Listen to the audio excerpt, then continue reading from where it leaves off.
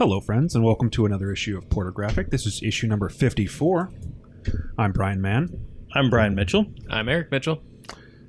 So, how you guys doing? It's been a day. It's been a day. A week or A week. two, A couple weeks. Month and a half. Yeah. something like that. But you know what makes it better? Beer. Comics. Comics and beer. Yes. Yeah. And what's the perfect combination of that? 2 parts beer for every 1 part comic. This podcast? But I think that's also 2 parts water, 1 part beer? Never. No. Oh. I mean, if they made water flavored with barley and hop, they do. Never mind. Yes. Yes, indeed they do.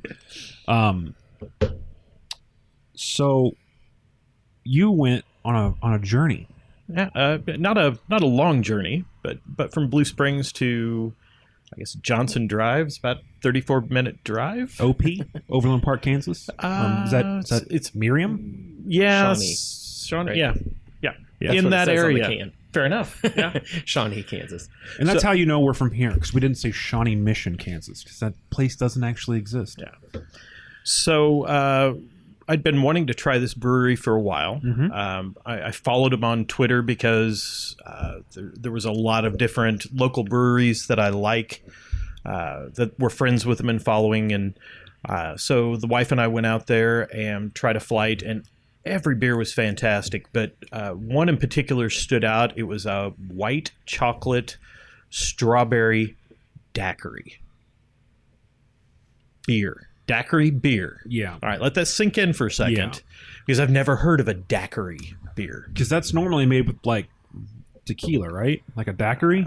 Or is that rum? Rum, possibly? I don't know. I'm not a mixologist. Nope.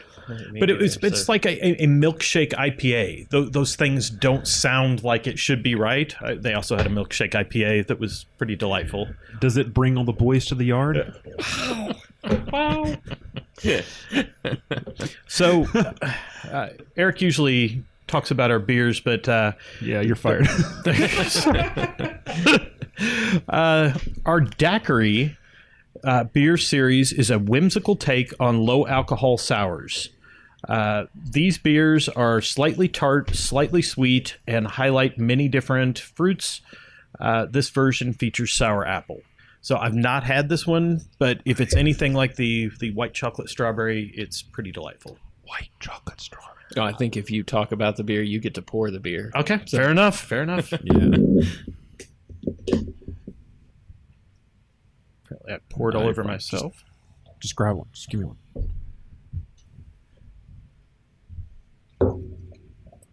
Yeah, I got to save some for the wife, or I will be fired. Pour it first. Or not. That'll work. Yeah, I'll pour some out of mine for hers. All right, you sure? Yeah. All right. So, sour apple daiquiri from Servaes. Is that the name of the brewery? Servaes? I believe so. It's Services or Servaes. service? Yeah. There's an S on the end. I don't know. Who knows? I was trying to look it up, but So first off, it smells like an apple. Mm-hmm. like a Jolly Rancher. No, we're not there yet. I haven't tasted it. There is a sour apple Jolly Rancher BT Dubs. And I will know because I am a connoisseur of... The term is aficionado.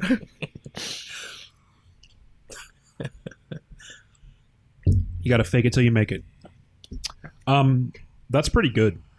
Like, It's almost like a cider. yeah, that's what I was gonna say. I don't taste the beer. Like, where's the beer in there? Like, it honestly, it tastes like sour apple cider, Yeah. which is great Yeah, nothing or wrong dangerous. Because I mean, you Or remember great when and dangerous. You remember when those like not your father's root beer came out like for the first time, and we were like, Just hammering them back like they were. yeah, like Yeah. yeah. Did you like that? No. I'm sure somebody likes it.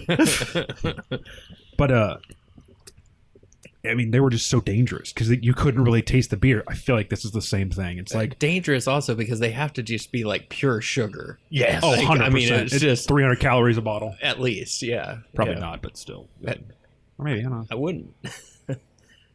Grams of sugar, I can't even Oh, imagine. 40? Or more, yeah. I mean, That'd it's be really interesting to know. Do they actually have to publicize nutritional facts for beers? I don't think so. That's stupid. Not your father's root beer. Anyway, I don't know. That's, who knows? We'll that's figure that out later. pretty yummy. good It stuff. is very much so. All right. So the reason why you came, comics.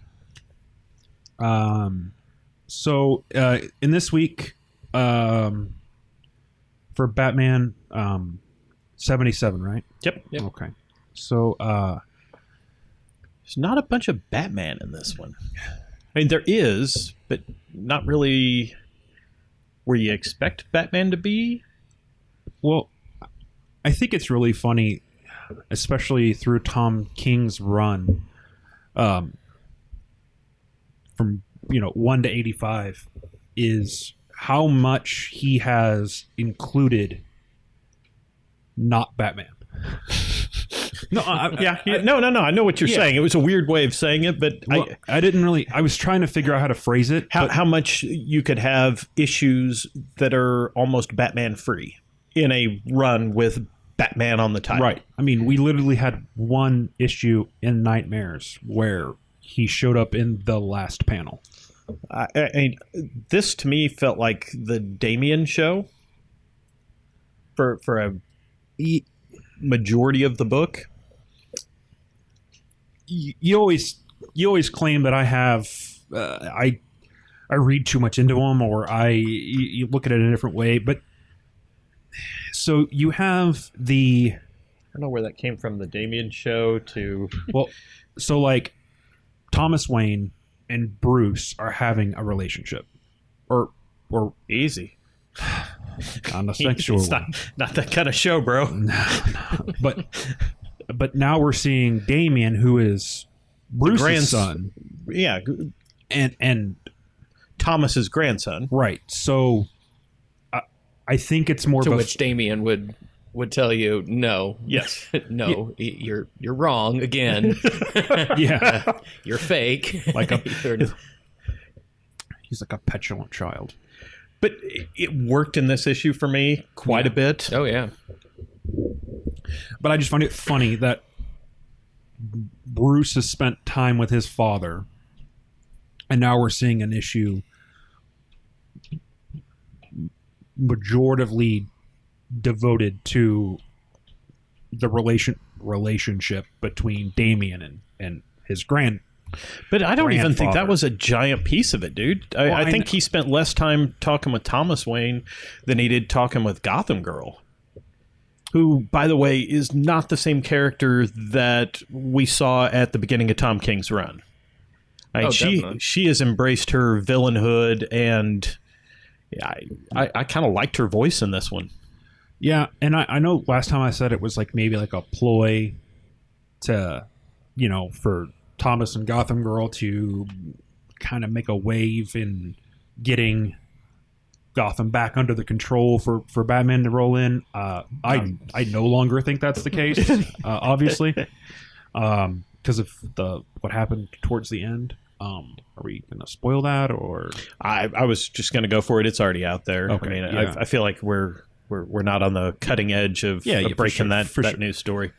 So- See, and the part that and we can get to that spoiler, but the part with Damien that I kind of keyed in on was what could happen to Damien after this issue. Like whoever writes him after this, he's going to be dealing with some crap. Yeah, it's a seminal you moment for don't- him. You don't see what he saw, and just move on from that. Yeah. So. it'd be really interesting if DC, call me, if they, because he's the current Robin, right? Yeah. Robin. So I don't know that there's a need for Robin anymore, like as an actual character, which I know that they've done away with Robin before several times. But it would be really nice if they took Damian and made him his own character, like they did Nightwing, like they did Red Hood, and maybe he takes a turn for the dark from what he saw and kind of has like a mental breakdown. Well, I feel like he's already a dark character. I mean, when your mom is queen of the assassins, or whatever whatever iteration it is, whether even if it's just in Teen Titans or whatever, I just think whoever's going to write that has an opportunity to do something with it. Like he needs to lose some of the smugness after this, because he is definitely a very smug character, and this needs to kind of bring him back, knock him down a couple pegs. But I think there's a way where you could go to where like it like completely breaks him, like, and just sends him into a spiral of badness, to where he has to have some sort of redemption, or to where he like levels out and kind of like a. But don't you not like stories where they get broke and then they take off the uniform and then I don't want to see him put the horns back on? Okay. We've already seen that before. Born Again. Okay. We haven't seen Damian Wayne get broken down and then rebuilt. I don't know. I feel like I've seen enough broken for a minute. I would just take a slightly gray character. He's still part of the Bat family, but maybe he operates just right on the edge. That's what I'm saying. Just break him off completely. But I'm not saying you don't have to break him down to where he's a slobbering mess and in therapy. Okay, do this then.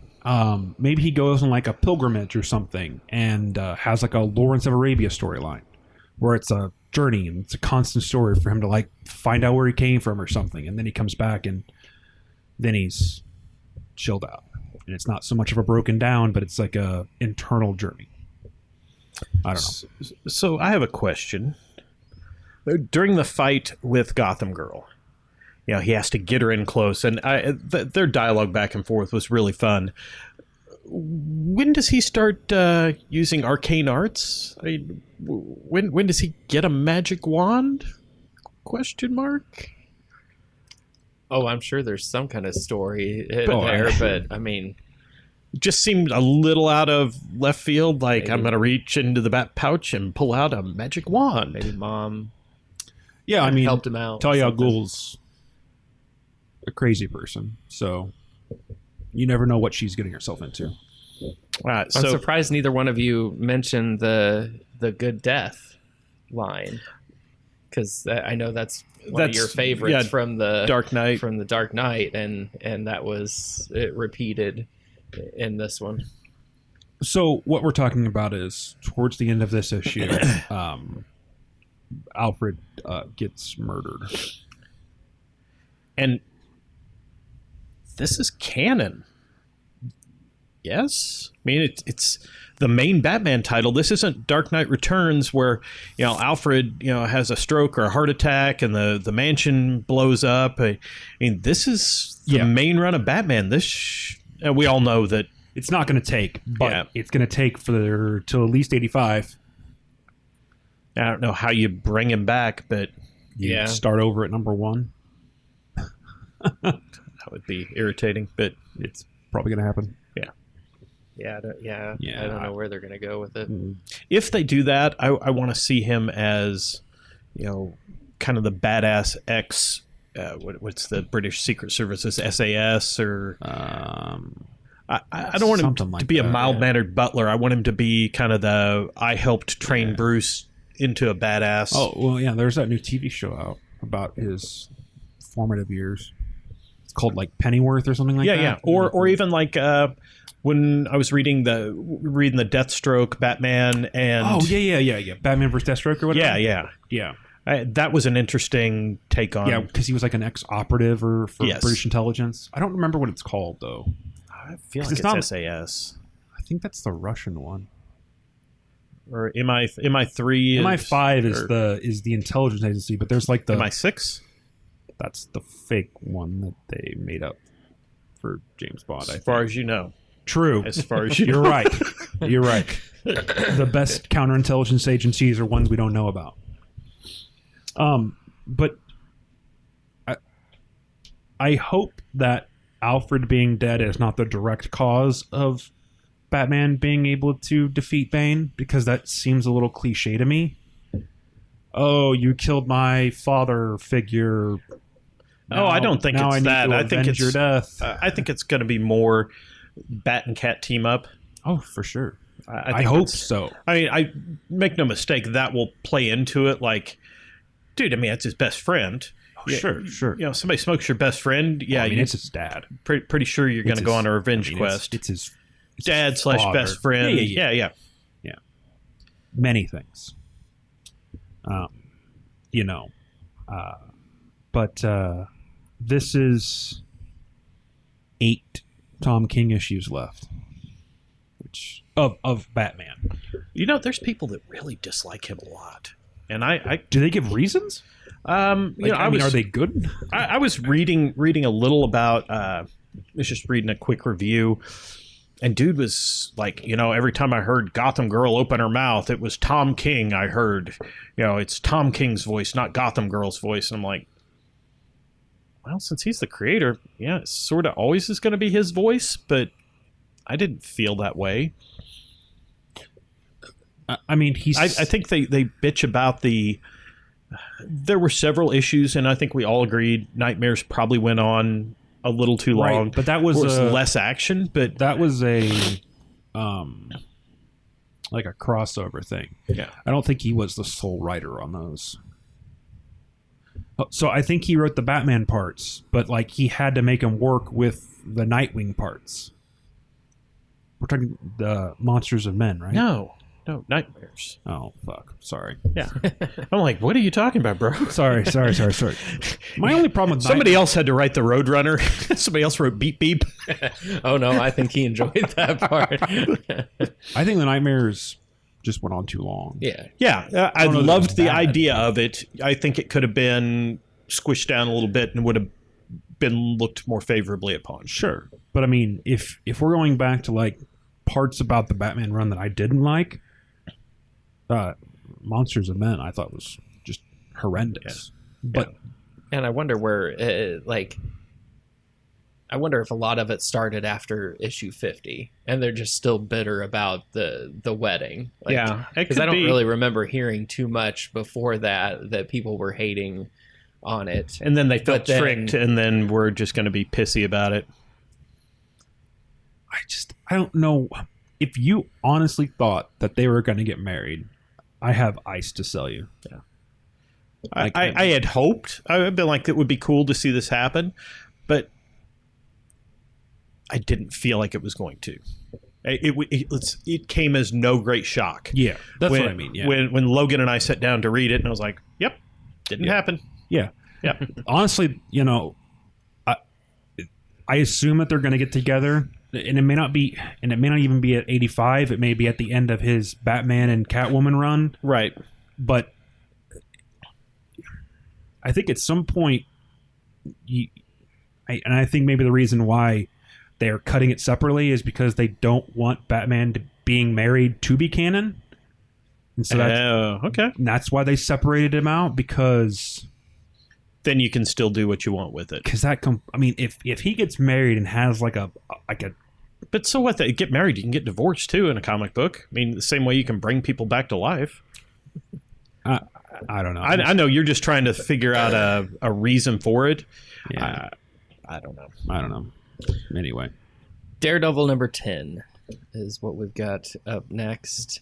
It is the No Devils Only God Part 5. Is this the finale? Maybe one more. I'm not completely sure. Maybe. So I think the covers on this have just been pretty fantastic. I really. Mm-hmm. I don't think we talk enough about how good they are. Yeah, some of the covers are just insane. And the content on the inside is pretty darn good too. Oh, yeah. This was. So I thought at one point you had said Chichetto was coming back. And I think he still is. I think it's 11 or 12. Okay. I think I saw a tweet that. Yeah. Okay. Because I thought it was this issue, and I was like, Chichetto. Yeah. Same. Yeah, Samesies. Yeah. Not to say this is it's just different. Atrocious art. It's just different. It's just. Thank you. Yeah, it's just different. I was so into the story though. Like I mean, yes, I noticed the difference in it, but man, there are some intense scenes in this issue. The police station scene where you just know that tension is building between all the officers and Detective North, and Matt's hearing it, and it was really good. I liked it right at the beginning. He says, "We sin, I confess. We sin, I confess," talking about him and the Libra library lady, and you mean his new sex toy? That's pretty much. The one that either looks hot or like a frumpy housewife, from depending issue on to issue. Yes. This one was really from page to page, because there were a couple in here where I'm like, okay, oh, she looks good again, and like, then the next panel was like, wait a minute, we're wailing. What I love about this is I feel like Daredevil can see black and white, but he's operating in a very gray area right now.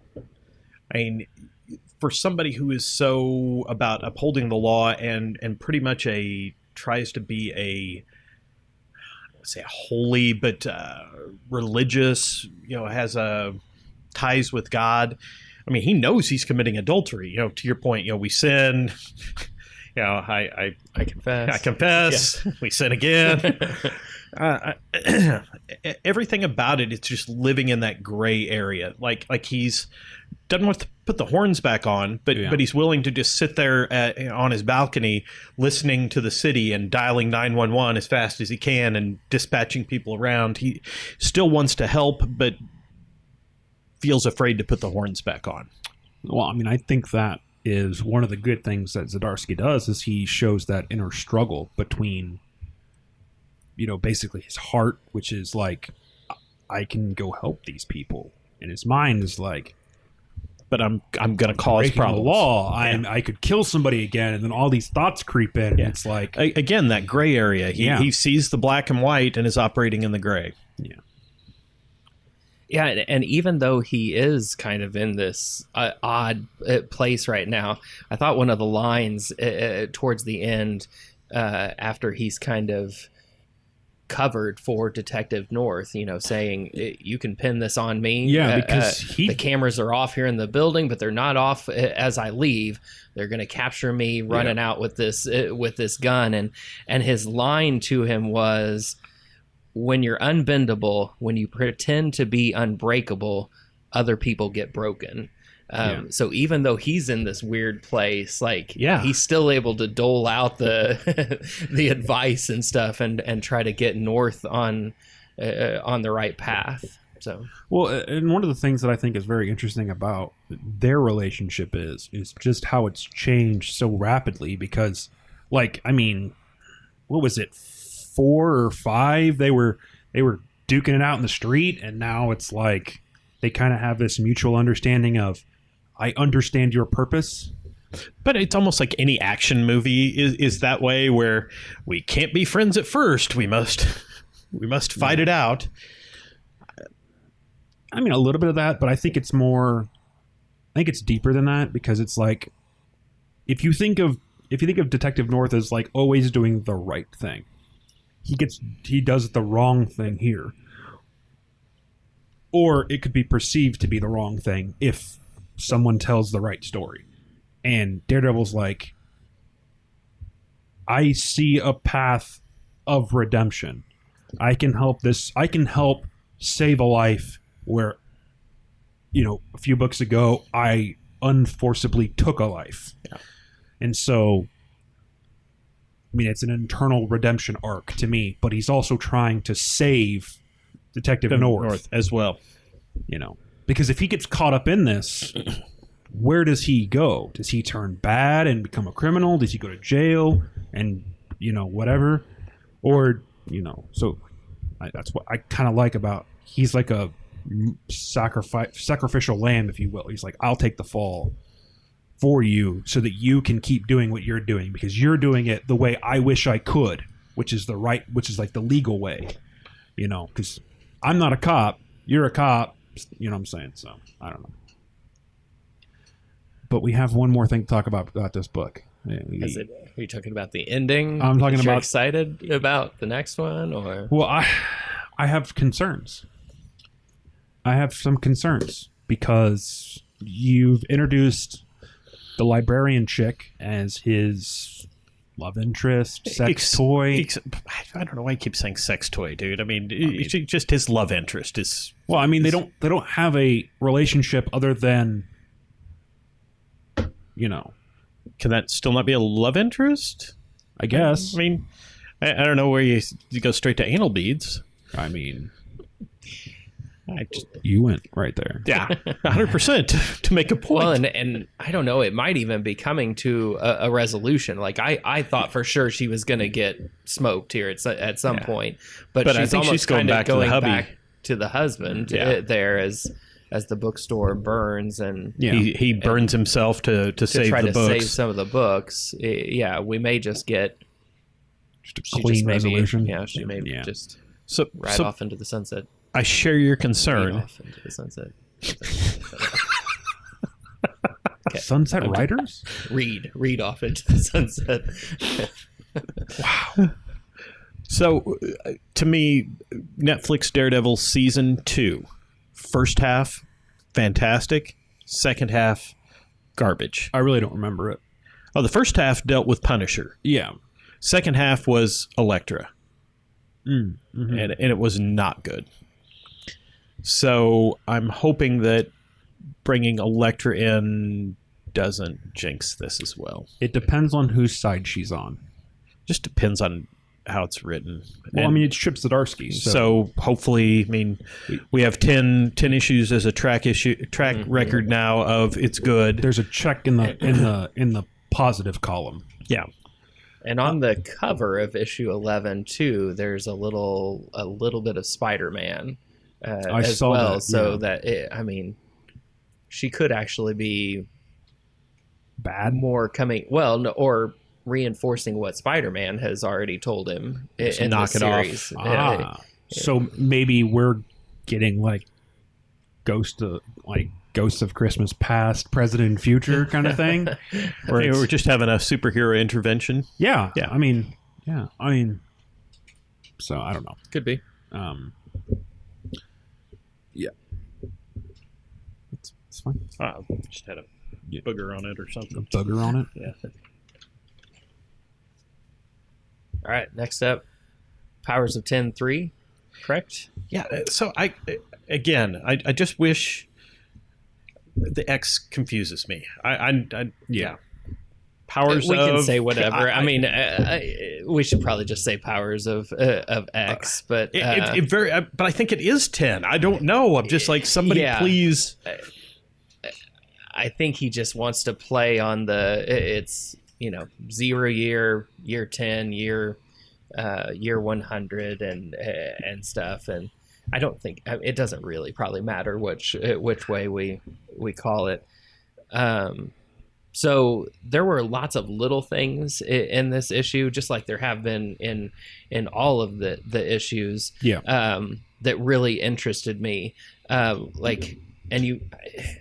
It's something that if you're not really paying attention to it, you don't really, you wouldn't really catch it. But so I'd always kind of question here, as now we're in the year 100, and you've got Wolverine still there, which I can accept that because of his healing factor and everything. And you've got the Groot-looking Krakoa / Cypher person, but then you always had you had that Magneto in the picture that was, but a kind of a greenish tint every time to the suit. And if you read the infographic there, that's not really Magneto. It's a new mutant with the powers coming from Lorna Dane, which is Polaris, which is Magneto's daughter, and then Emma Frost. So it's you don't really ever see the face. Wait, hang on. You breezed right past. Time out. Those are 2 chicks. Well, yes, but I mean, Rasputin is a combination of 5. I mean, it's one of those mutants that were bred as no. I thought you were like, all right. No. It's too early to hashtag. What are you doing? Here, we're not breaking free. I think it's double X chromosome is what he was doing. Oh, okay. Okay. Yeah. It was very cerebral. Thanks. Cerebro? Yeah. So that was something that I thought was kind of cool. And then on that same infographic, the Percival mutant that's been mentioned a couple of times that was killed before we even get to, they were on that mission to get the data in the first Powers of X. Yeah, right. And it says Percival's been killed. He's listed as a ghost mutant, which I don't even know what. I mean, there's so many little things though that it's like, okay, I need a backstory on this Percival guy. Like, tell me more. What is a ghost mutant power? So this is funny. This might actually be the one time Marvel didn't go great guns and split off 4,000 different offshoots off this main story that we might have cared to read about. Yeah, because I'm with you. I am just digging the heck out of this. Yeah, and I haven't read an X-Men book that I liked in so long that it's just amazing. I love what they're doing. It just makes it all okay. I think the last X-Men book that I read or the series that I read that I really enjoyed was the Phoenix Resurrection. Yeah, and that is a good one. I need to get you guys but this at some blows point. It out of the water. At some point, you guys need to read House of M. I do think you'd really like that. It was a really good series. No ties to this, right? No, other than just the title. And who wrote it? Do we know? That was a Bendis one. Oh, okay. So could be good then. I assume the M is for Magneto, yes. or is it mutant? It's Magneto. Okay. It's a world where Magneto. It's Magneto instead of Charles, basically. In a way, yeah. Oh, yeah. Okay. I don't want to. Could be good. Because you give too much away of it. No, and it's for just, sure. It wouldn't be quite as fun to read. So, have you read anything else by Hickman? We read one because I think I dared it to you guys. The Illuminati Marvel series, where it was all the smartest guy. It was Professor X and it was Mr. Fantastic and Namor, and they all form a group. And they sounds vaguely familiar, but here's this horrible thing. Okay, well we'll go and it's Tony Stark. It's I've got it. If you guys want to look at it again. I was at Vintage Stock Friday, I think, and I was thumbing through all their books, and he did a run on Fantastic Four that I was pretty tempted to pick up a couple and just see if it was any good, but I figured I'd check with the Marvel guru first. I haven't read a whole lot of his. There was something else that I've read of his, and I can't think of what it is right now. But if you haven't read the Illuminati, I thought I dared him to you, but maybe I didn't. But I do think you'd like it. I think maybe you did him, but it didn't come to you. Okay, yeah. Which is it's all good. So I really liked. I think it was maybe the very last line, and is it? And thus ends the ninth life of. Yes. I'm like, when you burning flip through that him pretty page quick, and it was just, and you see him sticking her through, is like, that was like as soon as I read that one, I so wanted to like text you guys or say and save it for the pod, but like that was it was. I needed to talk to somebody about that one. It's hard when it's that good to save it for the pod because you just have to. Oh my God, I have to share this. Yeah, which I think is a great compliment. Yes, Moira, there on that last page too. Like it's the title of this comic. It's the "This is what you do." Yeah, and she he tries to say, "I'm sorry," and she says, "It's all right. This is what you do." And then you just that panel of him and her, that's good stuff. Yeah, and the art is it's really top notch, really good. I think I've written down a couple of times in places. Yeah, when did Marvel's writing and art get this good? Because it's in this book only. I don't know. I mean, I felt like Old Man Hawkeye, the writing and the art was that good. It's just I seems think like it's far and few between. I think it's getting more. Well, I think it's definitely on the true. upside, because then you have Absolute Carnage also, which the writing is great, and man, Ryan Stegman's art is pretty fantastic in there. So definitely. All right, so Eric, I'll give you your job back. Sorry, sure, bro. Okay. Next beer up is from Sweetwater. It's their Going Coastal IPA with pineapple.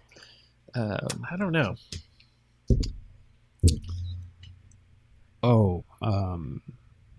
Yeah. No? Yeah. I didn't know either. This is kind of the replacement for the one that we loved, right? The Tropical it's not a replacement, sir. But it's their summer. This is the fucking summer. Hope not. This is the summer seasonal. I did tell you that. I know. Yeah. Tropical Lover's gone forever. Forever. Yeah. Sweetwater. Why? Why? The year that you come over here to our area and start distributing is the year that you stop making the best beer you make. So here's the good news. It's a good palate cleanser before the next daiquiri. Right, but like it says... Because, it will clearly clean out your... Okay, so it's an IPA with pineapple. Yeah. To me, it's just an IPA. No, I get the pineapple notes. It's not enough.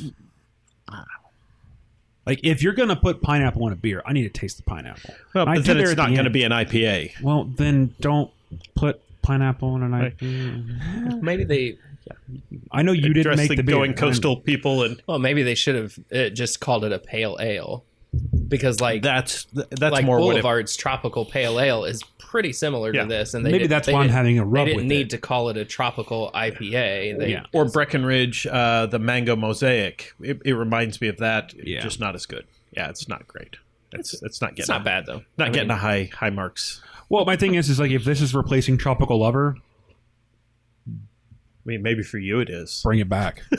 Bring it back. All right. Once and Future. Garbage book. Okay. Everybody has their opinion. So it's a joke. 100%. By Kieron Gillen. So I didn't realize it's the same person who did Die? Wicked and Divine. And Die. Yeah. But Wicked and Divine. So I literally had to go out and hunt this book down. Yeah, you went on a scavenger hunt twice, because I went and bought one, and then I was like, "This is so good, Eric must read this," because yeah. By the way, it's good. It's the real deal, and not just because I paid a 10 spot for it. The art is great. The dialogue is just so well done. The premise is grandma's in a nursing home, and she's a little cantankerous. She gets a shotgun. Yeah, the grandson's kind of a tool, but a good-hearted. Yeah, but he's just kind of a oh bother, what's going on? Reluctant hero. Let's put it that way. Sounds better than tool. So I mean, it opens with this archaeological dig. And there's a drought going on in England, and this lake dries up, and shockingly, they're excavating it, and they find this scabbard and some pottery and stuff. What could it be? Especially with a title like Once and Future. And a giant sword on the front of the cover. Yeah. I'm telling you, the dialogue between grandma and grandson is just absolutely fantastic. It's kind of gritty and violent, and it's kind of fun to see a strong old female character. I mean, that sounds so wrong, but I don't know that strong is the right word. Stubborn, unable to die. Strong, dude. She busts open a weapons cache. Yeah, I mean, she's Grandma, you wouldn't shoot me. Boom. yeah. Sorry, the nerves aren't as steady as they used to be. Just fantastic book. What do you guys think? I liked it a lot. Some of the exact same things that you said. Number one, I mean, the art really stood out. That's what I to me. picked up I mean, the colors and stuff, especially when the questing beast. Yeah, I mean, those pages. Which I didn't expect that, because like for the first 2/3 of the book, you're kind of like just in England, and then all of a sudden it's just like red. Yeah, not so much a fantasy book up into that point. But yeah, after that, and even that was good. Like there's a backstory with that questing beast too, because she's like, it's kind of a sad story of poor little thing, and then don't keep chasing it, because if you keep chasing it, you'll get obsessed, and that's the only thing you'll do. So it's like, they've got to come back to that thing at some point. You've got to learn more about what's up with the questing beast. But this book could go forever. Thank you. Like, slow play the shit out of this, please. Like, this does not need to be a six and done. No, it definitely could be longer than that. And so I certainly enjoy the characters, their interaction, and man, I'm just a sucker for a good new Arthurian story. I mean, take on the because I like we really like the same. Was it just King Arthur? It was the Fuqua, Antoine Fuqua, the Clive Owen, and was it Keira Knightley as well? Keira Knightley, I love that Mads version. Mikkelsen, a couple other people, Antoine Fuqua, which is really surprising, because you're like, that's the dude that did Training Day. But I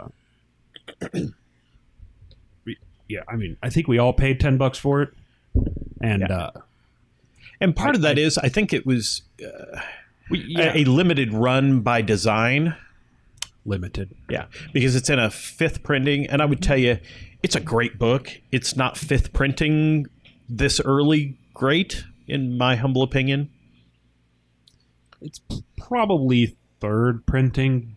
Like, okay, so it's Boom, which I think they only do 10,000 runs, and so, because I mean, you got to think, like, how many copies of Batman do you think DC prints for the first printing? 100,000, 200,000. Yeah, it's I'd say ballpark. There, so between 100 and 200,000. You're thinking about Boom doing 10,000. Yeah, and so it could be, man. It's not crazy to me. Like the quality of books that are out right now. I mean, they could sell a lot more. Like, sure. It sucks that we're not in the 90s heyday of comics. But that's because good the too. 90s heyday of comics, when you look back on it, was not that great.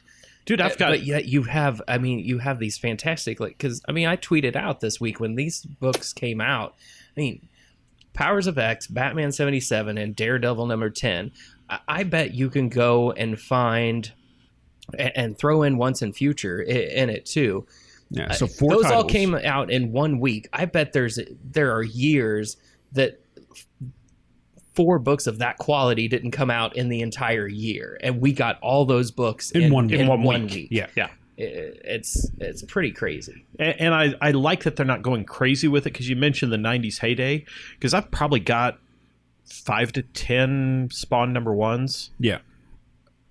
They're really not worth that much. No. And they're on, 300? Because they pooped out so many of them. 300, I think, was last week. So Yeah. And that's been 20 some odd years ago. I think it was like Or more? 95 or something like that. Or something like that. No, Maybe it even was before that, 90-ish. I think I have a Spawn number 4, and I think it's like 92 or 3. Yeah, I've got like 1 through 12. I mean, it really multiple doesn't matter, copies, but- yeah. But And same thing with the McFarlane Spider-Mans. I mean, I thought those were going to be my well, I mean, like that, ticket to riches. that Jim Lee X-Men that sold like 2.1 million copies. 8. 8 million It's copies. 8. Yeah, it's. So I mean, you can find those on eBay for like $20. Oh, Yeah. yeah. But if there was only like 100,000 of them, they'd be Exactly. Well, that's what I'm saying is 100. like this book here. Yeah. Yeah, I paid a 10 spot for it. Yeah. I could probably pick a Spawn number 1 up for $10 to $12. You could probably just pick up Spawn number 1 up for cover. I think it's a little more than that, It but doesn't really matter. But so limiting the run is okay. I just feel like I don't know. You can't overplay the. Yeah. This is in its 5th printing. When Correct. When you've only printed 50,000. 50,000 copies. maybe. Yeah. But I mean, it makes the people who like if this turns into like if this becomes an Eisner Award winner or a Nebula or whatever the heck the freaking things are, that number 1's $100, and Yeah. then suddenly you're like, oh, I'm really glad there's only 10,000 of these. But exactly. Other than it just being Arbitrarily hard to find. thank you, because at this point, I I mean, mean, yes, if this was an image book, yes, I like finding books as an investment as well. yeah, But man, I just want to read the book. right. But I mean, if this book was on image, there would have been 100,000 of them printed, and they would have been everywhere. All right, I'm going to segue. Go ahead. Did we do? Yeah. Did we do what? So, I missed this one. We were in line at Clint's, Oh yes. and you're like, I think I was in a rush to get to work because I buy my comics on the way to work, and like, dude, don't you want to pick this up? It's Zdarsky. I'm like, nah, man, I'll let you read it and see if it's any good. And so, yeah, I'll be brief with it because there is some demon dork flopping around. But this is a great damn story. Demon dork flopping around. Am I lying? To me, is there? Oh no, Dude, when I bought it at Elite, because I found that at Elite too, he's like, yeah, there's a lot of demon penis in this one. Is that what he said? 100%. Oh my god, dude! I wish you could have recorded that. Yeah, there's a lot of demon dick. And then he started talking about the bat dick. Oh, oh god! Could you imagine somebody walking into a comic book store and hearing, "Yeah, that comic's got a lot of demon dick in it." I'll just turn around and walk out. You're like, "I'm fuck that." The crazy thing to me is I don't want this to just be 2 issues. That's insanity. It's really odd. Like, who decides to? It's such a rich world and characters. I mean, I want to know everything about what's going on, and I have 2 issues, and I don't feel like that's even going to scratch the surface on this. Well, you had mentioned something like it's something Chronicles or something like that. Yes. Yeah. What's it? A Black Sand Tale. So maybe hopefully maybe- he's deciding. Maybe this is just like a testing the waters thing, and then like he's gonna write a full-fledged. I don't know. Because I mean, there were pretty detailed maps in there. Yeah, I felt like there's a lot of work going on for it just to be 2 issues. Yeah. Well, and that's how I felt about Isola, because like in the opening covers of Isola, like the very first issue, they talk about how like it's this giant land, and then they have to get to this place called Isola, and I mean the story doesn't really. I haven't kept up on it, but the story doesn't really follow that. But it's like, if you're going to take the time to build a continent world, Well, dude, I mean, let me compare it to yeah, this is an awful cover, but it was all I could find. Yeah. But Fair Lady, I mean, at the back of that, there's a map of a giant like robot skin where they're skeleton kind of thing. Yeah, they're living inside that. If you take the time to create that universe, man, Fill it. Fill it. Yeah, I'm ready. exactly. Put some more issues out. Yeah. We're ready for our next beer, our second from Servaes, from Shawnee. This is the Strawberry Daiquiri Sour Ale. Yeah. And the first one was so good. Wow, look at how from the bottom of the can. So that's the funny thing, dude. Wow, what the hell?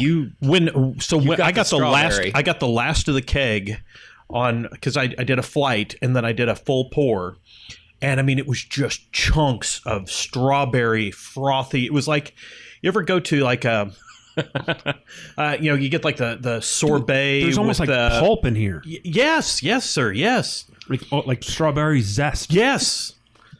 That's what it was. I mean, Holy shit. Now imagine that with some white chocolate. Wow. I want to taste the difference. Okay.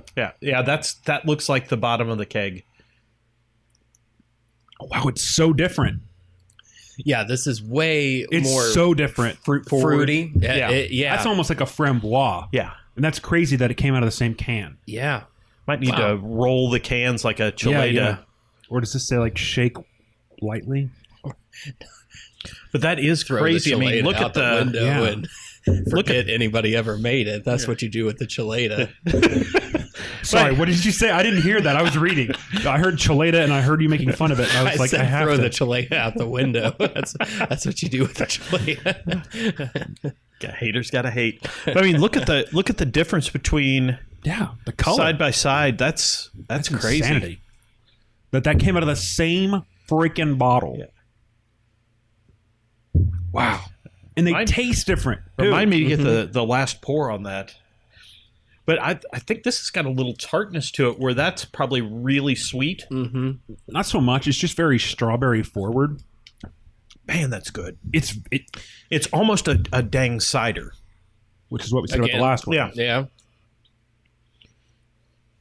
Because I'd never heard daiquiri. But I mean, it tastes like a. I mean, if you told me that was a Lindemans, Yeah. If you told me that was a strawberry Lindemans, I would. It reminds me of like where you take the sherbet and put it in like ginger ale or 7-Up as a punch. Like a float kind Yeah. of thing. Yeah. That's delicious. Man. That's actually almost what it is like. It's like that stupid cold fruit punch or whatever they make. That's really what it tastes like. It kind of does the same thing to the sides of the glass that one of those does. Just can't believe that came out of the same can. That's so crazy. I mean, because that's a stark color difference. It really is. That's crazy. All right, so let's pop those down. So just to finish up White Trees. Yes. Okay. So Demon Dick aside, you like And it? you do have to brush it aside. Yeah. Yeah. You want to get that away. Because it's a lot. Yeah. I feel like it's been described as more than was there. There was like a few panels. I thought it was like 2.5 pages. I don't feel like it was. It's fine. So much of the book that I feel like it's the same thing with Batman the Damned. That was all anyone talked about was the Bat Dork. Right, for sure. Or the Batawang. Yeah. Wow. You got any more? Come on. You got any more? It's You got pretty any good. more? Batawang? Yeah. You got any more? Nah, I'm going to chamber the rest. All right. Sounds good. But yeah, I you loved liked the it? book. Yeah. Loved it. Yeah. Super cool. So the previously aforementioned Fair Lady number 5. Final one? Is that right? I know I saw a tweet from the author that it was canceled. It was canceled? That's disappointing because I feel like it's just now kind of catching its stride. Oh, I don't know, man. I'm super lukewarm on this. I really liked it. I really liked it at the start. Who's the author? Oh, It's Schirmer, SCHIRMER. There you go. So I was lukewarm on it. I liked it better when it was like a complete Fair Lady mystery. I mean, I know I'd like to stupid, but I dug that, but after a couple issues of that, I was like, okay, let's show me more of this world. You don't have to tie everything up with a bow at the end of every book. But then it kind of, the one where we hunted for the end of the book and then just kind of got a FU at the end. Yeah. I was super lukewarm after that. This about got me back on board. Like, it's just meh to me. Like, yeah, I mean, I won't fight you on it because I don't know it's that much more than that for me. It feels like you get the setup. I like a good detective story. You get the setup, but it never feels like you're involved in solving the crime. It just, you're presented at the end with, here's what happened. Well, I mean, it's kind of like the Indiana Jones thing. Like, if you watch Indiana Jones: The Raiders of the Lost Ark and you take Indiana Jones out, everything still happens. The Nazis still find the chest and they still open it and they still burn their faces off. Okay. Indiana Jones has no relevance to the actual completion of the story. I feel like that's the same way. Like, they already know the ending of the story, but like, there's no, like, the characters aren't relevant to the ending of the story. It just kind of happens. Just, oh, here it is. Yay. This was it. It was canceled at number 5. All right. Well, mission accomplished. Well, I guess I was looking for his actual... probably dropping is confirmed because they're not making it anymore.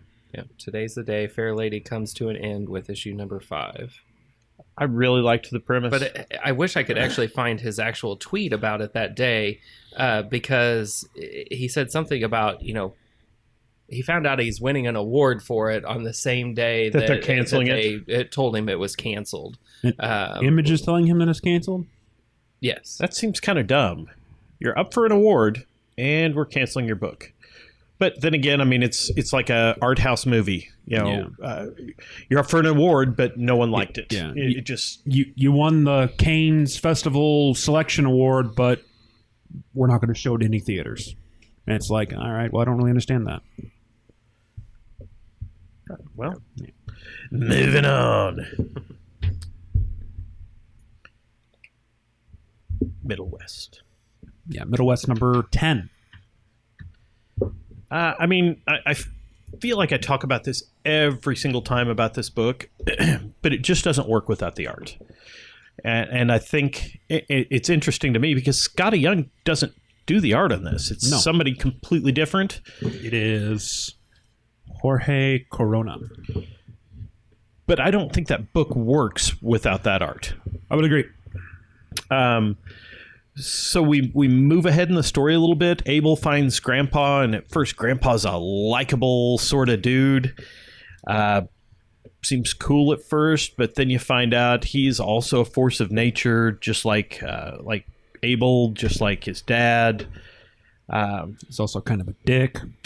I missed the fox in this issue quite a bit because I like the fox, but I understand why it wouldn't work with him there.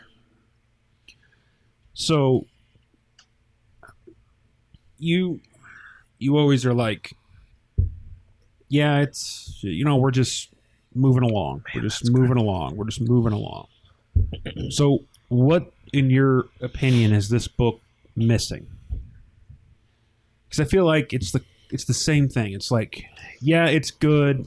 Yeah, it's okay. Yeah, we're just moving I don't know along. that it's... Here's the thing. Some books I need to know more about. Can you give me an example? Not right off the top of my head. Okay. But I mean, there's some books that I'm like, we're not moving the story forward. Like Gideon Falls for a minute. Yeah. Was that way where you're just like, all right, it's really strange, guys. We're going to talk about it again. There's a dude, and he's picking up pieces nails. of burn and a nail, and he's wearing a mask, and I can't tell you what it's about. That I may need to know some more about the story. Right. This, I'm just kind of happy being in this world with Abel and on his journey, and let's see where it goes. Now, it feels like he really hasn't gone that far between running away from home and, we hit the carnival and then we're on the road. In terms of, like, growth as a person? Because, I mean, he's obviously traveled a distance. But I I don't know how far of a distance he's traveled, but I don't care, man. I'm just down with the story, and just it's a fun, interesting universe to be a part of, for sure. Yeah, but I feel like you were making a point, so I don't mean to crap upon it. No, it wasn't a point. I was just trying to see if you had any suggestions on, like, where do you think the story's going to go? What do you think is going to happen? I mean, because, like, currently, right now, I don't know who the villain is. Like, is it Dad? Is it going to be Grandpa? Is it going to be Dad and Grandpa together? And some shit's going to have to go down? I believe this is one that Eric brought. Oh, it looks delightful. So can I offer a theory? Yes. So I know Scotty Young and Jason Aaron are friends. Mm-hmm. And I know the kind of books Jason Aaron writes because Eric dared me one that I'll talk about here in a little bit that's very much almost this story. And you didn't read it yet. You just picked it up. I just handed it off, yeah. But it's a grandpa and a dad and a kid, and they're all kind of bad seeds. So it makes me wonder if they're not just all kind of assholes. Well, I don't think the kid's an asshole. But he can be. He can be, but so because Grandpa's an asshole, so much so that he's sequestered himself off into the wilderness. Yeah. Dad's such an asshole he's drove Mom off, and his kid, and the kid's just not wanting to be an asshole. Whether you're a force of nature or not, and able to turn into a tornado or a blizzard, I don't know. I'm kind of along for the ride on this one. I don't have anything invested because if you remember, like Middle West 1, I was like, I don't know about this. I don't know if I like this. And I've been pretty much on board from 2 on. Right. I just didn't know if you had any theories.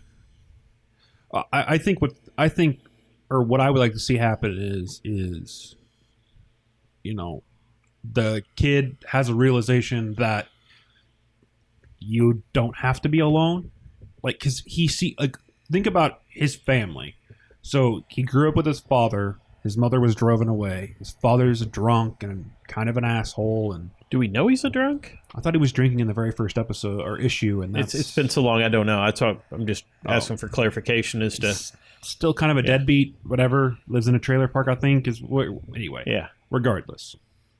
When he gets pissed, he turns into a tornado and fucks shit up. Yeah. And so the kid understands that there's a darkness inside of him. Like, there's a darkness inside of all of us. Correct. And he's trying to do everything he can not... He's on a journey to get to take that away from him. Not necessarily take it away from him. Yeah, because that's what that's why he went to the wizard and the wizard's sister and take it out of me, take it away. Right. Which I don't know that you can ever take the darkness completely away from yourself. Right. But you can find ways to mitigate it. And I think the realization that he's going to come to is that he has to learn to control his emotions so that he doesn't get out of control. And so, like, he has to learn to control the darkness inside of him instead of succumbing to it. Yeah. And so that's the journey I think we're on. I don't think you're wrong. To me, I just sometimes don't look so deeply in. I'm just like, it's a fun story, right. And I just read it for the enjoyment of it because it almost looks like a kid's book. Well, I think it's not. I think it almost reads like a kid's book. It's not because it's pretty. There's no language in there. No, but it feels like the subject matter is. It can't be any darker than Harry Potter. I mean, there's straight up murder in Harry Potter, and it's a kid's book, so young adult, teen, young adult, rated T for teen. Not this podcast. Yeah, rated M for mature. NC-17. So we done with Middle West? Yeah, I think so. Yeah. All right, we can stay. If no. I'm just said my piece. No, I think it's interesting because I think you do read comics with more of a I want to figure it out. I want to have the theory. Where a lot of times I just read them to just for the glee of reading them, for the overall enjoyment of, I want to immerse myself in this story. Yeah. Well, when I was in high school and part of college, I did a lot of like creative writing and like analysis of writing and poetry and stuff like that. And so I don't know. I always just put my frame inside of the writer and like, what are you trying to tell me? Because like every story has a point. Like if you look in the Bible, all the parables, they all have a point. It's a lesson to be learned. You know, if you look at Star Wars, it's a redemption story. If you look at just about any other, you know, you can find the story. Yeah. You know, and so to me, Middle West's story about a kid who understands that he has a darkness inside of him, and he goes on a journey to try and rid himself of it, which you can't, and learns that the hard way that you have two choices. You can succumb to it and become grandpa and father, or you can, you know, become Bro Hulk and, you know, live. Who? Bro Hulk. Is that Amadeus Cho? No, that's okay. I'm sorry, dude. I just had to derail you. My bad. Bruce Banner in Avengers Endgame, where he's half Hulk, half Bruce Banner. Oh, gotcha. That's the Bro Hulk. Okay, where he's wearing a cardigan and that's Bro Fair Hulk. enough. So you know, like Hulk, he's learned that the darkness inside of him can't get rid of it, so he has to learn to live with it. Okay. And so I think that's what the end result's going to be, is he has to realize that the people around him, the little girl, the wizard, the fox, they all can help him stay in check, where if he runs away, all that's going to happen is he blows up again. Yeah. So it's insightful, dude. Yeah. Our next beer. Next beer is from Crooked Stave out of Denver. Stave. We've had Crooked Stave before. I think so too. This is their Petite Sour Peach. It's a wild ale aged in oak with Colorado peaches. So wild ale usually means saison. I thought it was wild hops. It's the wild yeast. They allow it to. Oh, it's not grown like it's not grown in like a structured field or something. The yeast, it does a wild fermentation. I don't completely understand it because I'm not a brewer, but I'm interested. There you go. Let's just look it up. What is it Smells called? good. Wild yeast or wild fermentation? Mm-hmm. Which one? What does it? It says wild ale aged in oak. Wild ale. Oh, hello. Ooh. Is that sour? Oh, hello. It is delightful, though. Oh. American wild ale generally refers to beers brewed in America using yeast or bacteria in addition to Saccharomyces I don't even. Okay, I'm glad we pronounced that correctly. Yeah. Other beers that are traditionally made in this way are lambics. So it's like a peach lambic. We'll look up like and you definitely can saison as it sits in your mouth a little. You how can are definitely you spelling feel the lambic part How of are it. you spelling that? Saison, I believe.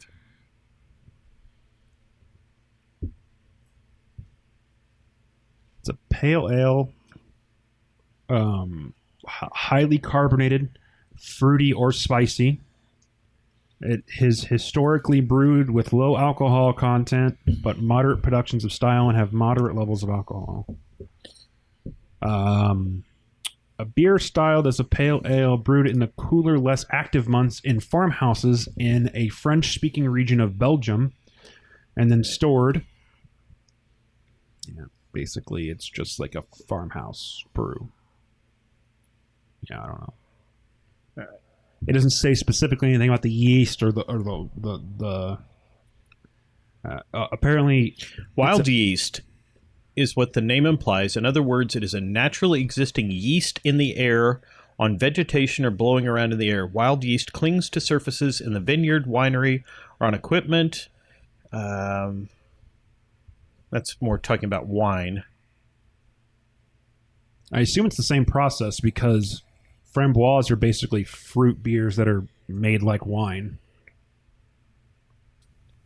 And that said lambic, and lambic is all they make is framboise, isn't it? Yes. Okay. Yeah, I think so too. I don't know either. So try to read. All right, we've derailed ourselves. Okay, so Blade Runner. Yes. 2019. Yeah. So I think one of the things that this book does very, very well is it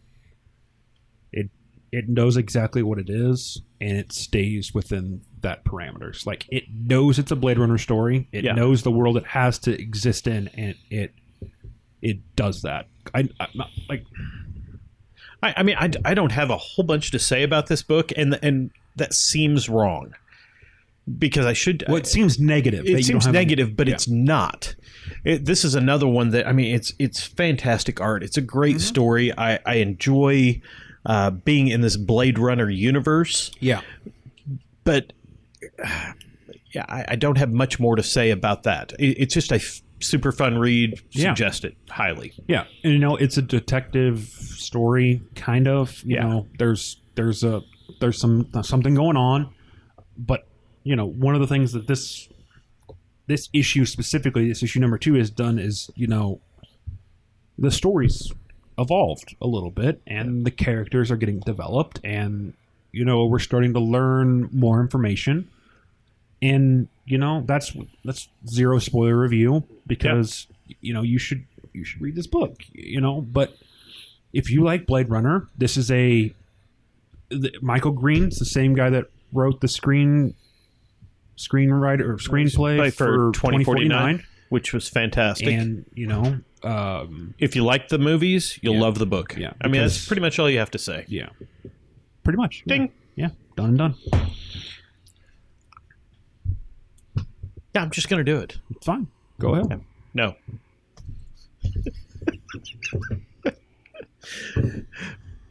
We can debate this one a little bit.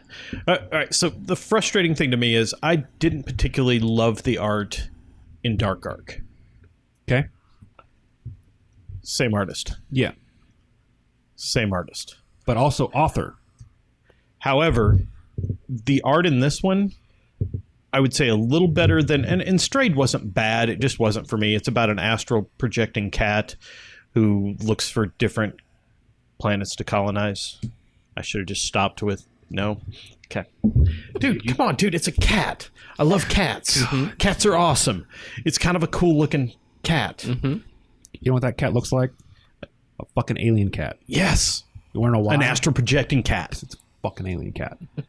Yes. Which should have been good. And it's probably good for somebody. Just not me. Bad reception. Wow. I was like, awesome. Dark art again. So it's interesting because this book starts with like a very long soliloquy. And when he says very long, I do mean like half the book. 1, 2, 3, 4, 5, 6, 7, 8, 9. Yeah, I think there's a 10th page. Pretty quick. So I mean, 1, 2, 3, 4, 5, 6, 7, 8, 9, 10. You finally get to the to the panels. So I mean, it's pretty good writing. Yes, I'll give you that. The story is, there's something there that makes me want to be like, there might be something here with that comic that makes me want to pick up, a second issue, perhaps. I know it's kind of a weird thing, the put your devices down and thing. See, I like that whole premise. That to me was the part that worked, and I was like, okay, I'm on board with this. Right. It just failed to engage me and bring me in because the 3/4 of the rest of the book are two people that I don't know or care about, inviting other people I don't know or care about onto a tropical island getaway. Club Dread kind of stuff. But to your point, at the bottom you've got the scrolling serial killer doing his serial killer stuff. Yeah, and I don't know. I don't love horror comics. Like, I'm not sold by any means. Yeah. But I'm like, I could pick a second one up, and if it turns out to be good, then it is. And that's your prerogative. To me, it's like when you've got stuff like Once and Future that within the first issue, well, for sure. But I mean, that's and then anomaly. but hey, dude, number 2 could just be a crap burger. I don't know. It could be hot garbage. Yeah. But when you start off with number 1 and you have my attention like that, cool. Yeah. This, not as much. For sure. I get that. Yeah. Different strokes, different folks. For sure. Canto number 2, I had to pick up a second printing of, which saddens me. I guess the thing I struggle with in this, I'm not sure why I like this book. I do. I like it a lot. Yeah. But I'm not sure. I mean, the art's good. Yes. I think the art's probably better than the storytelling, because through 2, there was about 3/4 of the book where there was 0 words. And you know I've got a problem with the 0 words part of it. Right.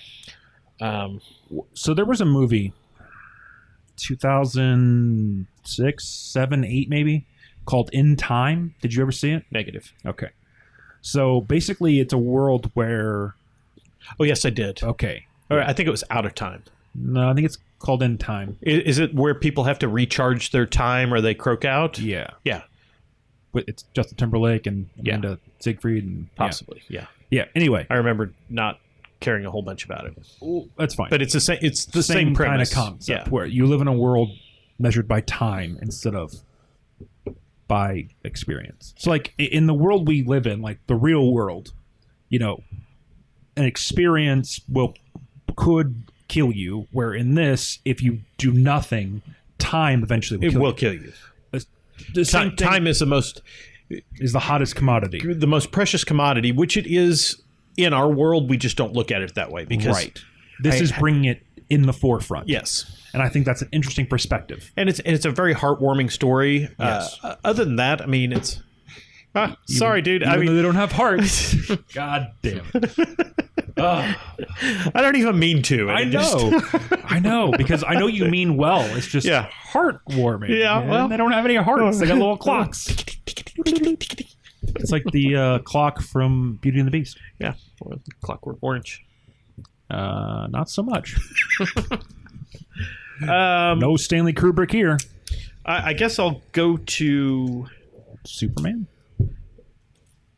Oh, okay. I mean, I've got shares. I'm going to start us another beer. Oh, real yeah, quick. you don't have to. Okay. This one is the prickly pear daiquiri from Servaes. Interesting, because I know they make another one that you didn't. No, because I mean they just had like the one daiquiri on tap. Oh, okay. And then you could buy a 4-pack of other beers. So I went to Vintage Stock, and I love me some Aftershock comics. Yes. I did it. Yeah. And I picked up the first 4 of this, and let's just be fair, there's nothing to be buried in the title because it says insects. Yeah. So I'm going to guess that this comic is about insects who have sex. How about erotic Victorian bug people? You had me until bug people. Okay. And then I wrote down, not sure about this. It's well drawn and engaging. I'm 4 issues in. I'm not sure I need more, so I'm good. Have you read all 4? All 4 of them? Absolutely. Are they good? I'm going to let you decide. Okay. Yeah, I'll take a look at it. We're kind of blowing the format up a little bit. We're going to finish the dares off that we got, but I think the dares have kind of got stale, or I mean, we got away from the punitive dares, which were sort of fun to a degree, but now it's just going to be, man, if it's something that I think either one of you guys are really going to dig, then right. I'm going to hook you up with it. Right. And if you don't, then great. You don't have to drink a punishment beer. Whatever's clever. Same lady that does Animosity, right? I believe. I don't know. But I mean, so. It's possibly. I think so. It's. That would explain a lot. I'm telling you, it's like Painters with shotguns, baby. yeah. How about dragonflies with breasticles? I'm pretty sure I've already seen that. It's called Saga Number 1. Oh, speaking of which, what was? You told me to watch Carnival Row. Yeah. So I watched the first episode. Yeah. And I'm neither here nor there. I'm more here than there. But I haven't seen any of it yet. I said it's a show we should watch. how does one recommend a show to somebody they've never seen? I don't know. I may have misinterpreted that, but I thought it was, You're good. Dude, you should watch this. No, it wasn't. Which I did. It wasn't like The Boys, where I was like, I've seen all this. Like, I've seen this. Well, and apparently Orlando Bloom's character has sex with the fairy lady. Oh, yeah. Yeah. Oh, this smells delightful. So that's what you were going on. This is a show that we should watch. It's because yes. Orlando Bloom has. I will give you credit though, because Oh yes, Mindhunters is freaking amazing. So, have you started Mindhunters yet at all? Who else has tasted this? It's pretty delicious. not me, not yet. Oh, wow. No, I don't think so. You would like it Okay. a lot. It's basically the guys who coined the term serial killer, and they go and I interview. think I got the premise of it. All right, They I'll go check and that out. interview the serial killers in. I do. Was that a Netflix one? Yeah. Because I think And I saw the blurb on that. Two called seasons Mindhunter. of it now. We went through both seasons. oh, and I haven't it's, finished the second season yet. It's good. Yeah, I'm So, like 5 or so, I think. But yeah, it's really good. So that's not kid lobotomy weird, or maybe it is, but it's worth a read. I wasn't disappointed to pick the first 4 up, but neither am I racing out to find 5, 6, and 7. Okay, fair enough. Just real quick, wrapping up. I don't think any of the rest of you guys picked up the Frank Miller Ramita. Accidentally picked up number 1. I accidentally picked up number 2. You didn't accidentally pick it up. You picked it up and you brought it to the counter, and then when the guy rang it up, you were like, I still want this. Yeah, because it says Frank Miller on the top, and that Normally. sometimes means something. So, just quick recap. You read one, did you not read one? Okay. I haven't read one yet. I have it. I haven't read it. Because I know it's not going to be good. Okay. So, at the end of 1, Clark leaves Kansas and he heads off to the Naval Academy. Because that feels like a story we've heard before, right?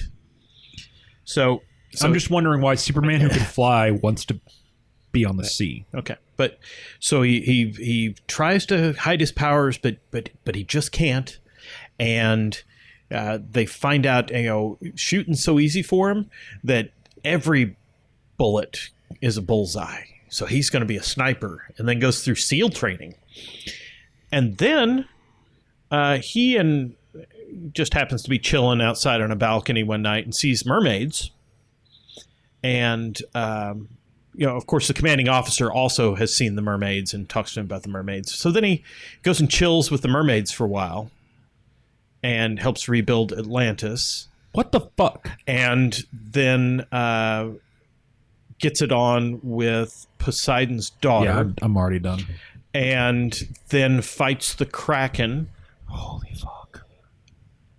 I'm not making these things up. I mean, if anybody wants to just flip to Mermaid Land. So Oh, yeah. Yep, there she is right there. when I hear Aquaman, I think of those things. Yeah. When I hear Superman, I don't think of those things. Well, then he washes out of seals because, Because somebody who can breathe underwater and fuck a mermaid and defeat the Kraken can't carry out top secret. I'm telling you. So, I don't know, man. To me, Oh no, I think you do know. yeah, I do. And I don't want to because, man, I love me some Frank Miller. I think it's he's just- done some amazing things, but it was like that Xerxes thing that we both took a look at and were like, no. I'm throwing up in my mouth a little bit. Right, but 300 was amazing. Yeah. But this is not. Yeah. And here's the thing. He's done Batman Year One, and so I think he was just like, yeah, sure, I'll do Superman. I know how to write Superman too. I don't think you do. I don't think he does, because it doesn't. It's like, what else can you do with Superman? And maybe he's trying to do something new and He's fresh. trying to make him human, but he isn't. Yeah, I don't even love the Romita art all that much. I just don't love his style. It just doesn't feel like a Superman story to me. You know what? No, it sounds like a fucking Aquaman story. I'm telling you, I think I shared on the last podcast, the Up in the Sky, that I think I'm the only one picking up. There was a story, the Tom King story, that literally brought a tear to my eye. Yeah. Much like Action 1000. Yeah, so that story's there to be told. I just don't care about this one. And I don't mean that badly. I mean, it's there for somebody. So what is it? A $7, $8? Oh, it's not cheap. Yeah. So I just my only problem with it is you have such a rich history, of Superman titles, and there is an extensive catalog of like what happened to Superman from the time he left Krypton to the time he became Superman. There's an entire TV show about it.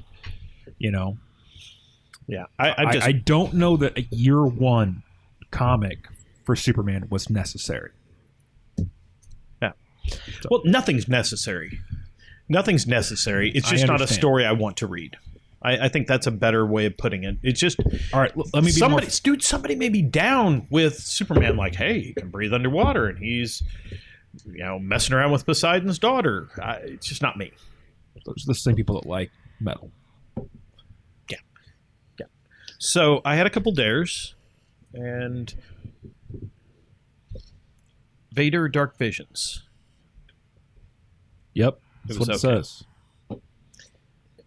The art was decent. I don't understand the story. It was Vader fighting a shark. Yeah. But it was the writing that was, like, the language that was being used. And the fact that, like, it's coming from a perspective of someone who doesn't know that Darth Vader is evil. Because these people are like primitive. They don't know of the Empire. They don't know of the, he's really a bad person. And he comes and basically saves them. He fights Jaws. He saves them from the shark. So I just thought it was interesting that if you take a perspective of someone who doesn't know of you and you do a kind thing. Oh, but he wasn't going to. Oh, I know. Yeah. But that's what I'm saying, though. It looks like he's doing a kind thing, but then he shows his true nature. But I think it was funny to me that the language in the beginning, when he's describing the person is describing Darth Vader, it almost seems like he's a good person. Yeah. He's coming to save us. The White Knight, except he's in black. Yeah, and he has a red beam sword or whatever. It was the language that really got me and why I wanted to check it out. It wasn't bad. It just didn't speak to me. Well, and I mean, it's a one and done kind of thing, because each, like, 2 is a completely different story and 3 is a completely different story. So maybe that's why you didn't like it, because it was like just a open shut. I don't know. It just in your vernacular, it felt like it's like, why do we need this? Oh, we don't need it. Yeah, but the language is what I was getting at. The second I had, let me show you the cover first. Men of Wrath, trade paperback, Jason Aaron. Eric, would you just read like the first paragraph? Okay. And this is just the intro. Sometime around 1900, my great-great-grandfather, Ira Aaron, stabbed a man to death in an argument over some sheep. That's it, right there. Okay. That's the best introduction to a book I may have ever heard. Wow. That's true story. Years later, in 1924, Sammy Aaron, my great-grandfather, would meet his own strange demise. He'd die of rabies after being bitten by a rabid dog. See, that's shit you just can't make up. Like that you just can't. I mean, It's escaping me. Southern Bastards. yeah, okay. And it feels like that's the kind of town he grew up in, so this is straight in his wheelhouse. I would definitely read that if I were you. I think it's well done. Man, I really liked it, and that you talking about Middle West really made me think of, because he's changed the names, but it's the same sort of things. Dude starts off with knifing a dude over some sheep, and then another relative dies, of rabies, and I feel like maybe that in Middle West are that same sort of thought of it's like the wrath men can't escape this curse of being violent, and Dad's pretty much a hitman, and he gets a hit out on his own son. Jesus Christ! Yeah, it's dark. Nice. It's dark, but it's well written, and I enjoyed the snot out of it. Cool. Sweet. Okay. So, I had it here a second ago. Where it went. what are you looking for, sir? This. Well, we got to vote on the beer of the pod, I know. sir. Just getting it. All right, so we didn't make it through all, which is good because I'll save one for next time. Yeah. In my mind, I mean, the sour apple, I gave it 5 stars, man. The Going Coastal, I gave about 3 stars, and that's probably being generous. The Strawberry Daiquiri, 5 stars. The Crooked Stave, 5 stars. The Prickly Pear, I gave that bad boy 10 stars, man. That is just amazing. The stars only go to 5. I gave it 5 extra. Yeah, that's darn tootin'. Darn tootin'. Yeah, I don't know that I can really pick one. I thought all the service ones were really good, and and the shocking thing to me is I feel like I've only had one beer tonight, and that was the Going Coastal. Because to me, the rest of them didn't taste like beers. Like That's fair. Especially the Daiquiri. Zero alcohol. It's just flavor, which is dangerous. Oh yeah, because you could drink a 4-pack of those and get fucked up. Yeah, because I mean it's not like they're 7 or 8%, but 5% is enough. They're still tall boys, though, too. Mm-hmm. I don't know. Yeah, they're great. Everything but the Going Coastal, and I didn't hate it. No, and I was just trying to throw that in compared to the other ones. Yeah, for sure. Comparatively, it's not good. Plus, if that's replacing the Tropical Lover, sadness, then get negative stuff. Take some away from me.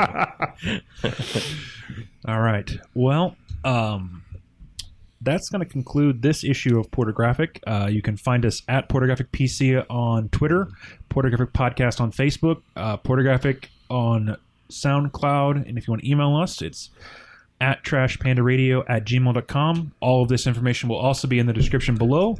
Like and subscribe, and #BreakFree.